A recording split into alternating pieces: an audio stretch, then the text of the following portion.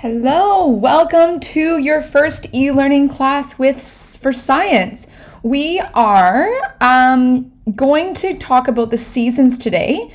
There is some information in your science notebooks about this. Today, you actually don't need it. We're just going to do some stuff with me just kind of like explaining some things to you using different PowerPoints and videos and stuff. And then I'm going to ask you a question also on Seesaw today. It's not going to be too tricky. Just to kind of get us warmed up with some cool science stuff. Okay, so here we go. We are working on being able to describe seasonal changes in the length of the day and night. So how seasonal changes affect the length of the day and the night, and the angle of the sun above the horizon. So we're mainly going to be talking just about the first part. We're going to be doing the angle of the sun more so tomorrow. Okay. So what causes the seasons? This dude is wondering. So a lot of people think that the summer happens when the earth is closer to the sun and when the earth is further away from the sun, then it's winter. Okay, but actually that cannot be true because Australia and Canada have summer at different times. So that explanation does not make sense. So what on earth is it?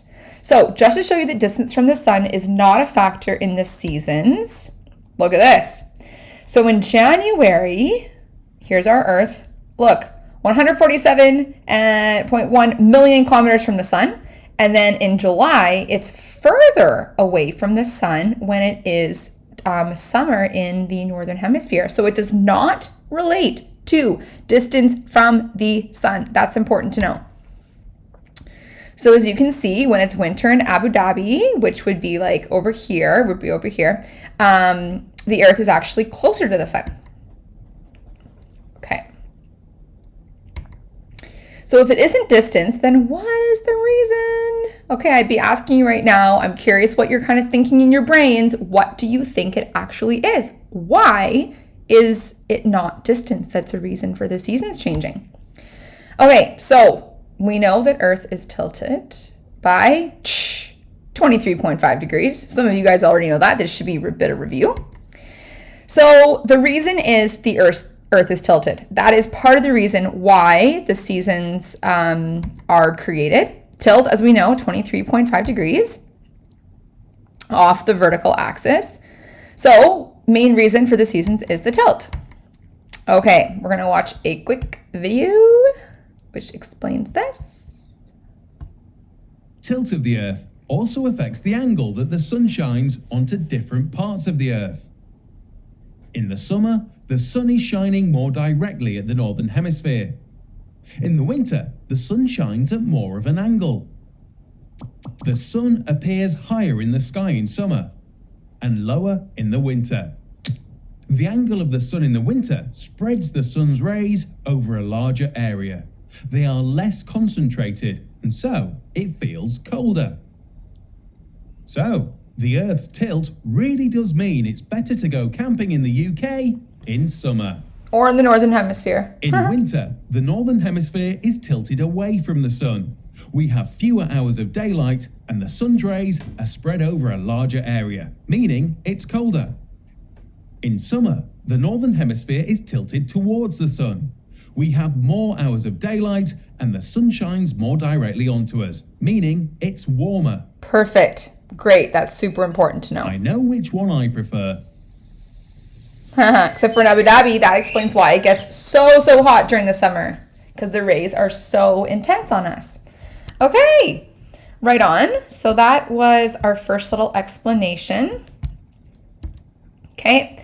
And then here is another one that we're just going to watch, which explains the tilt just a little bit more.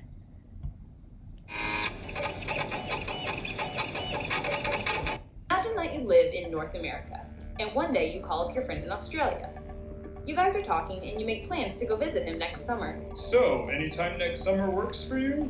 Yep, whenever's best for you. Surprise me.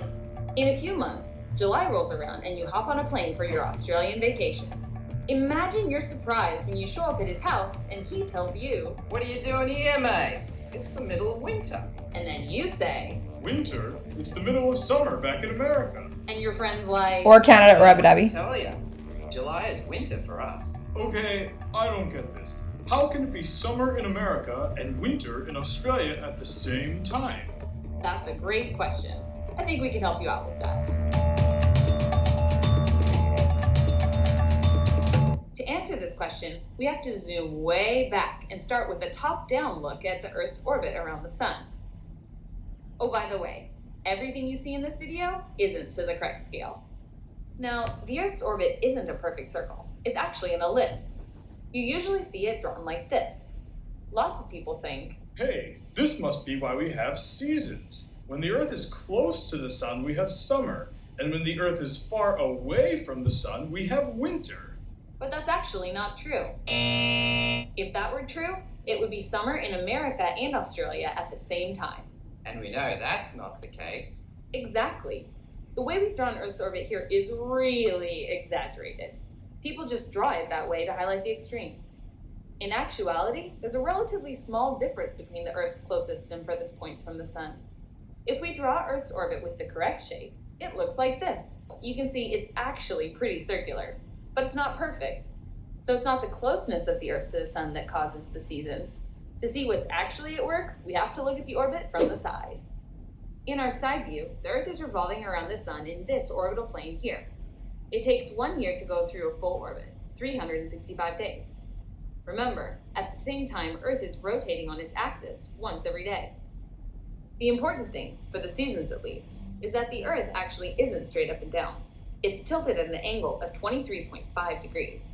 So, when the Earth is on this side of the sun, the northern hemisphere is angled away from the sun.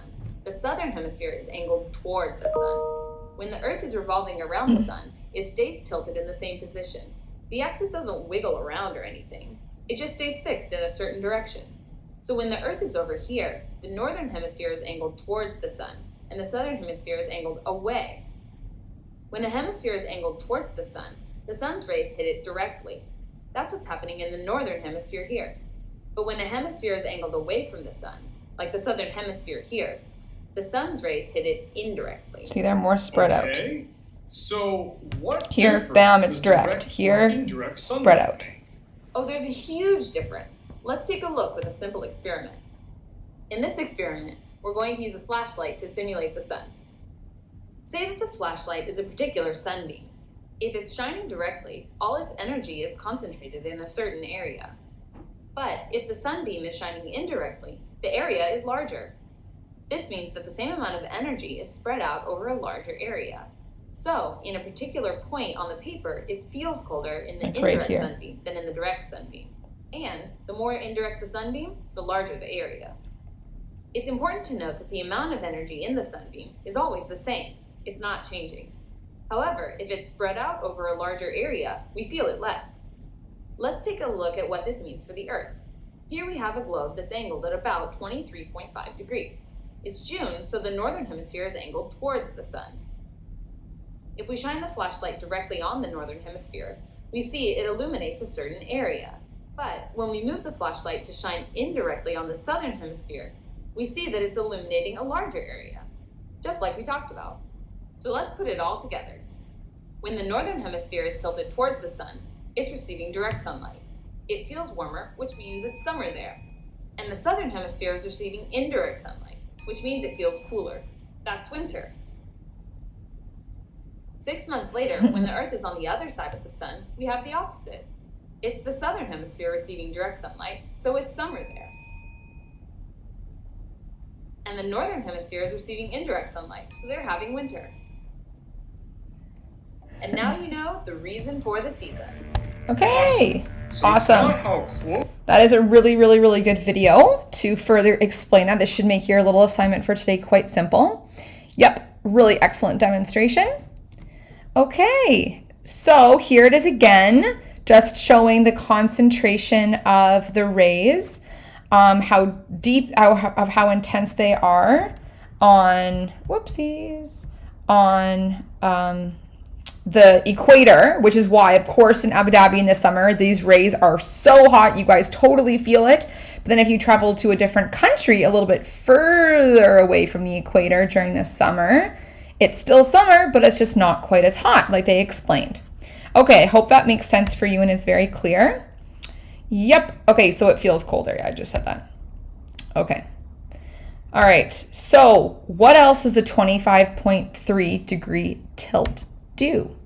Okay, I'm going to post this. So if you guys want to watch this later, you can. It's not as important. But the key thing is, this is really what it shows, is in the middle of summer in Norway, so really close to the northern pole, very, very, very, very, very far north, this is midnight.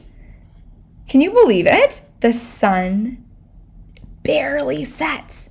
And then in Norway, same place, in the winter at noon, we'd imagine it to be super sunny. But this is what it looks like. The sun barely rises. Wow, such differences. Okay, so quick little review, and this is going to be related to part of the homework for today. Okay, so for part of our orbit, the northern half of the Earth is tilted towards the sun. What season is it in the northern hemisphere? That is your first question. Okay, when this is the case, there are longer periods of daylight, the sun is higher in the sky, and the sun's rays strike the Earth more directly, giving us warmer temperatures. Okay, this should be pretty obvious, this answer. And then what do you think is happening at the North Pole? What do you think is happening at the North Pole in the very, very, very, very, very peak of the summer? What is happening? Okay, then your second set of questions are these. Okay, so during the winter, our northern axis continues to point towards the North Star, but because we've moved in our orbit around the sun, our northern hemisphere is now pointing in a different direction. Okay, which way does the northern hemisphere point in the winter? Okay, so which way is it pointed?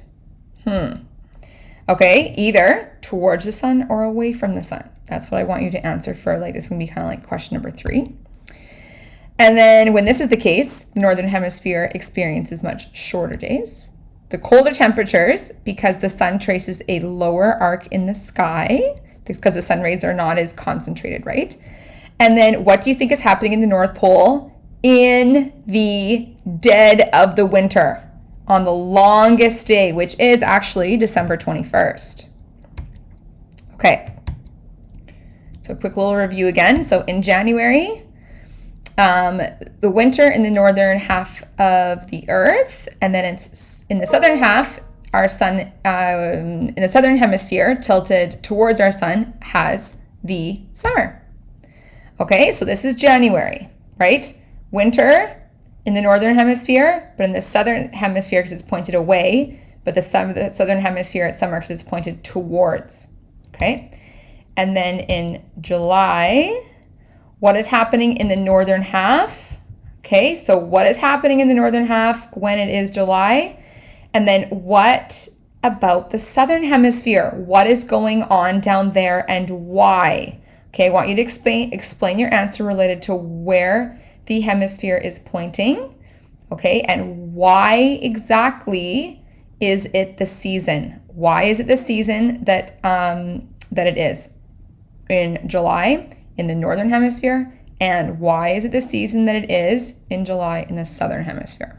Okay, that is it for today's lesson. The follow-up is going to be a document which I'm going to post onto Seesaw. Okay, so all you have to do is just fill it in or print in it.